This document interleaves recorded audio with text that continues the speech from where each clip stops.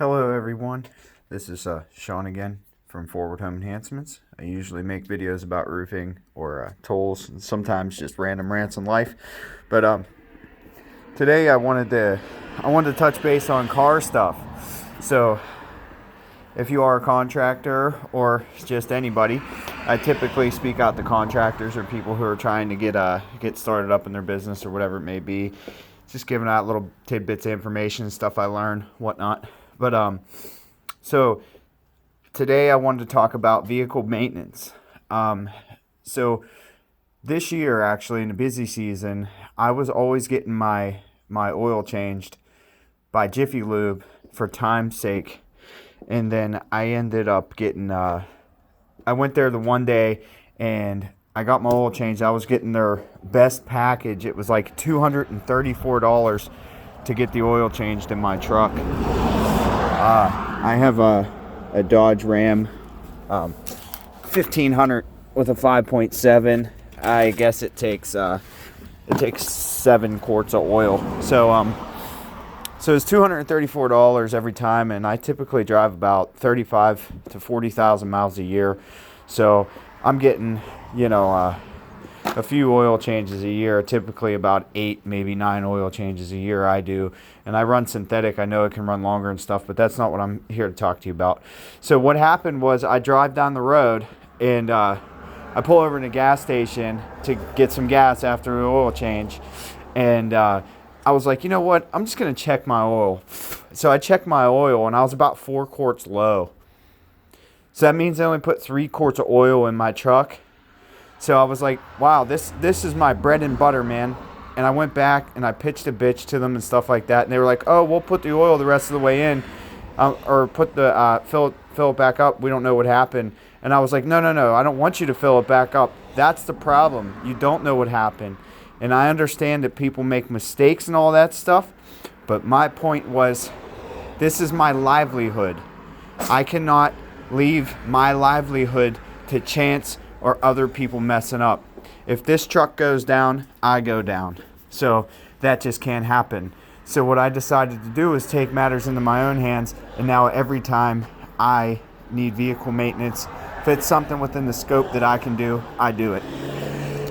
So I've been doing my own oil changes. It typically costs me about $50, so I saved a couple bucks there, whatever it is, $150, $180. I'm not sure of the math right now, but that's besides the point. Today I am up at my garage, and I threw a service engine light at the beginning of last week. I was making my way to the job site, and my truck started shaking really violently. I was like, what the hell is going on? So it was like I lost power immediately. I wasn't really sure what was going on, and then like a light bulb went off in my head, and I was like, I think I'm having a misfire right now. Well, I bought this truck 2 years ago, like 2 years and 3 weeks ago to the date. It's a 2011 Ram, like I said before. But when I bought it, it had 70,000 miles on it, and it now has 145,000 miles on it. Remember, it was 2 years ago. So what I assumed, what I still assume, and well, now it's confirmed, is this truck has the same spark plugs in it that it originally came with. So and how I presume that is because it had the original battery that came in. That went bad in the middle of summer. So I'm not like the most mechanically inclined person in the world. However, my father is a master technician for Mercedes-Benz. So I kind of grew up around the whole car scene. Like my uncle Rick and my uncle Dino are both mechanics. Well, my uncle Rick is a body man, but shout out to Uncle Rick if he ever watches this video. He's the best in Pittsburgh, that's for sure. So what I decided to do today was tackle the 5.7 liter 2011, I guess this would be 4th gen Ram spark plug change. So before I went ahead and changed the spark plugs or even ordered the spark plugs for this thing, I decided to do a little bit of research. And in my research, I discovered that the 2011 Ram has 16 spark plugs. not 8. It has 16. So I go to the auto parts store and I'm like, hey, auto parts guy, I need spark plugs for this Ram. And they're like, okay, here you go. There's 8 spark plugs. I'm like, no. It takes 16. And the guy started arguing with me. I'm like, I'm pretty sure that my truck has 16 spark plugs, and I'm not trying to undermine the parts guy or anything, but I'm like, I'm pretty sure it has 16 spark plugs. And he's like, no, man, it's a V8. It only has 8. Well, the Ram 1500 2011, I don't know anything about any other one. It has 16 spark plugs. So you have 2 per cylinder, right? I guess one of them burns the initial fuel and the other one burns the exhaust. Don't take my word for that. But so this isn't an incredibly difficult job to do. It's going to probably take you about an hour. This is my first time doing this, so I wanted to make sure that I was ready before I went into it. And if you're a Ram guy, if you have a 2011 or you're getting ready to tackle your Ram, you're doing your spark plugs on your own, dude, you're going to save yourself a fucking ton of money. A ton of money doing this stuff on your own.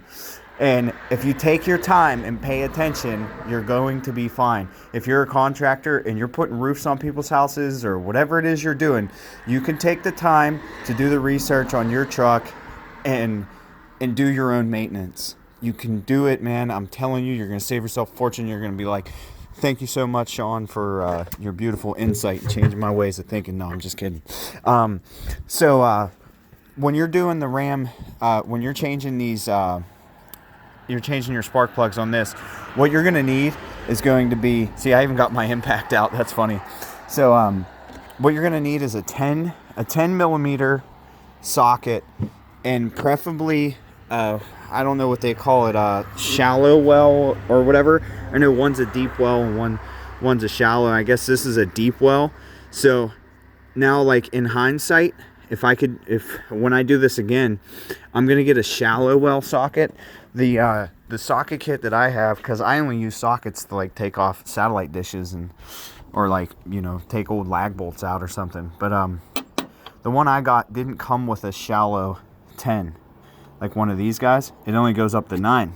So I have this deep well 10 that has been making it difficult for me to get to these back 2 coil packs.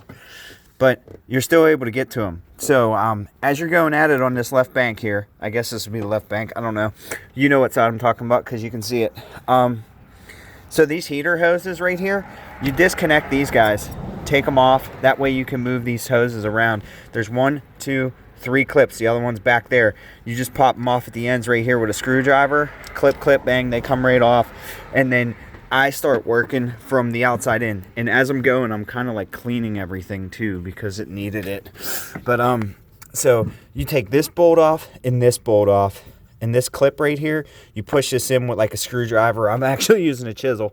So you push it in with a screwdriver or chisel, and you pop this wiring harness off, and then after you have these 2 bolts out, you yank this guy out, and it will look just like this right here, right? So those are your boots that are on the end. You look down inside there, you see like a little bit of corrosion. I don't know if it's showing you on the camera or not, but so there's a little bit of corrosion on it. Now what I'm doing is any of the ones that I feel look a little funky, I'm changing them out because they only had 8 boots at AutoZone or Pep Boys, whatever the hell I went to.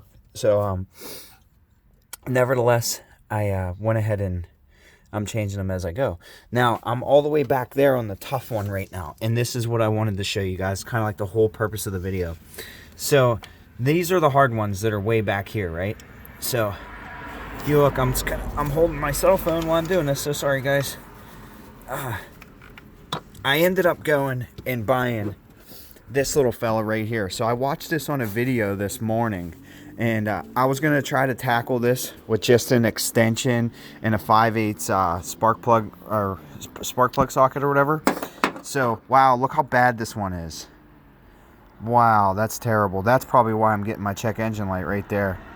So, this socket, they said it was only available on Amazon, but they have it in at Advanced Auto Parts. I called down there today. It's $12. All right, so $12 will get you this socket, and this is a 5/8 socket, but it got like a swivel head on it, and it's also magnetic. Guys, this is the one to have. if you're doing this. Spend the $12. You're going to save yourself a shit ton of headaches. I'm trying to find a packaging for you right now so you can see it. I hope that you paid attention for this whole video because I'm kind of like a scatter dude or whatever. But so yeah, you look like TEQ Correct Pro 5/8 by 6-inch swivel spark plug socket. It's also magnetic. So when you put your new spark plug on, it just clicks right in, man. It's the bee's knees, I'm telling you. So like, say you're putting this is the old one, but if you're putting your new one in, look, see how it's like already sticking to it here. So yeah, like, see? It's magnetic, man. That helps you so much. Instead of having to drop them down in there or whatnot, like, it sticks right on there for you. Super convenient tool to have. The other thing that you want to get when you're doing this is this dielectric grease. And if you have any understanding of how this stuff works, you want to keep it off the electrode, which is like this guy here, because you don't want anything to interrupt this. So you more or less want to put the dielectric grease like from here down, but you only want to use a little bit of it. So what I do is I put a dab on there and then I wipe it with the rag just to kind of lubricate it. And I also wipe a little bit of grease right here on these boots too, so everything's like lubricated. What it does is it helps keep it from getting corroded. So I don't know, guys. I hope that I made any sense here. This wasn't just a product thing because nobody sponsors me. I get like 3 views a year or something. But I just hope that this helps you. Like this, I just think every truck owner, you find out what size spark plugs you have. I think they're all typically 5/8 or whatever. But get this one. This is the one to have, man. It's going to save your fucking ass. Thank you so much for watching if you watched. I hope that I helped anybody. If you like it, like it. If you don't. If there's anything that you feel I may know that you would like more information on, reach out to me. Leave a comment in the comment section, or you can even, send out to my business email. It's forward HE, so FORWARD, H is in hotel, E is in echo @gmail.com. Thank you so much for watching.